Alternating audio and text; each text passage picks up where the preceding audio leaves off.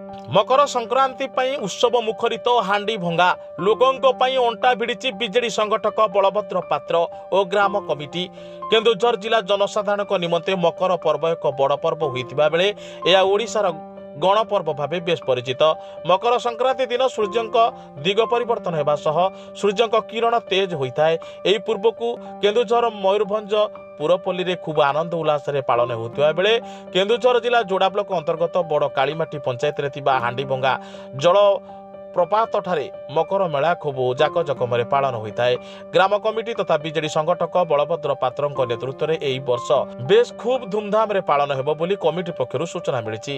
यह विशाल आयोजन पर 1 लाख टंकार चेक प्रदान करने सह बलभद्र पात्र और तांको सहयोगी सनातन बारिक, चंद्र पल्लई, देवदत्त बारिक, परमेश्वर नायक, लक्ष्मण गिरी, श्रीकांत बारिक, रंजित बारिक समेत संगठन अनेक सदस्यों सहित गाँव में कमिटीर सभापति श्रीजुक्त सुशांत खमणिया, संपादक अरुण बारिक और मुख्य सहयोगी डुकुरा मुंडा, सीपाल मुंडा, भद्र मुंडा भली आहरी अनेक सदस्य मानकर मिलित भाव यह गणपर्व को खूब धूमधाम पालित होतिबार देखा मिली।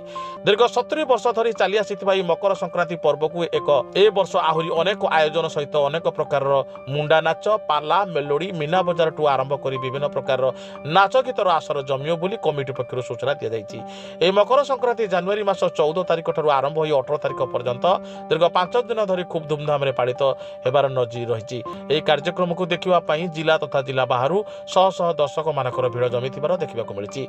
अनेक श्रद्धालु निकट में मंदिर दर्शन करने जलप्रपात को उपभोग करने मकर मेलार आनंद नेबाकू हजार हजार पर्यटक दर्शकों सुओ छुटुची। केन्दुझर जिलूर मुख्य प्रतिनिधि रवींद्र खमणिया को रिपोर्ट साई सत्य न्यूज।